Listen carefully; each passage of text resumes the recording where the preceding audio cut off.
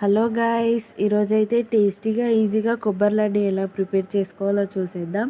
దీనికి ముందుగా stove on చేసి దానిపైన గిన్నె పెట్టుకొని దాంట్లో ఒక 2 స్పూన్స్ నెయ్యి వేసుకొని అది కరిగాక ముందుగా తరుముకున్న కొబ్బరి పొడిని దాంట్లో వేసుకొని బాగా వేయించుకోవాలి.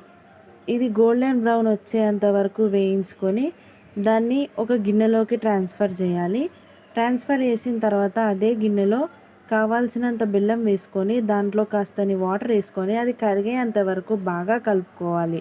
ఇది కరిగాక దీంట్లో కాస్తంత ఇలాచీ పౌడర్ వేసుకొని కలుపుకోవాలి. దీంట్లోనే ముందుగా వేయించుకున్న కొబ్బరి పొడిని వేసి హై ఫ్లేమ్లో బాగా మిక్స్ చేసుకోవాలి.